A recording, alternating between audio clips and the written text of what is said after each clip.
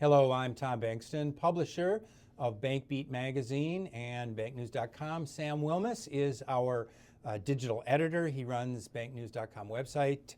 Sam, tell us what's been going on in banking this week.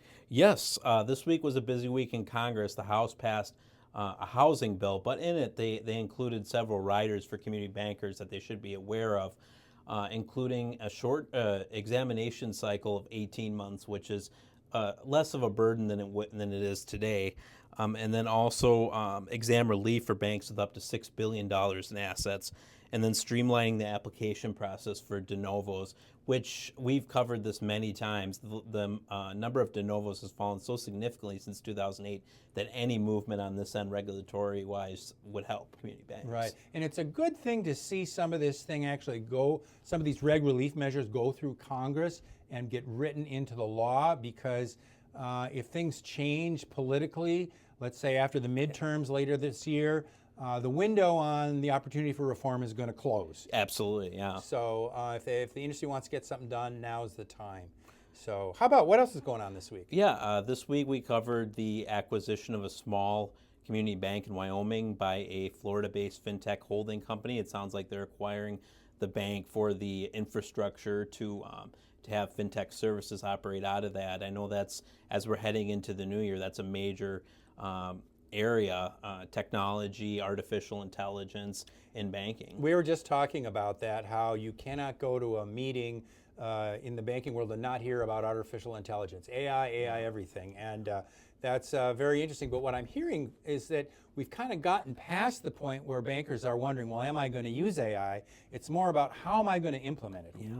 What is the execution of these new AI systems look like? And of course, if you can do it in a seamless, a smooth way that it really improves the customer experience, well, that's a win. Yeah. But boy, that's a high bar, actually. That is, yeah, absolutely. And so we hope that works out. Anything else going on? Yeah, we're going to be hosting a webinar on March 3rd with UMB Bank. Eric Kelly, the Chief Investment Officer over there, we're going to be going over the economic outlook for the coming year. We're really looking forward to that. We have a rising number of registrants, 43 as of this morning, but we're always on the lookout for more. And yeah, visit our website for more details on how to register. March 3rd, yep, March 3rd, Tuesday. okay. All right, well, folks will mark their calendars. The other thing that we hear about all the time from bankers is just the growing threat of fraud. And the incidents of fraud are just going through the roof, and bankers are throwing everything at solving that problem and mitigating the threat of fraud. So there's a number of trends, of course, that are sort of taking center stage in the banking arena for 2026, AI, fraud being two of them. And the other thing that I was thinking about was the payment system changes. And by that, I mostly mean stablecoin.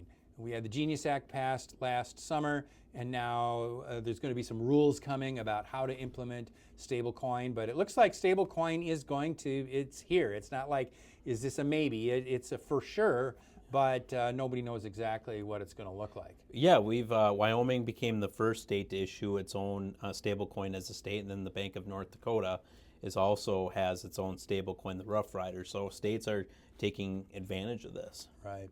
So a lot going on. We'll keep our eye on all this stuff. Every week we'll let you know what the highlights are. Thanks for joining us. Thank you.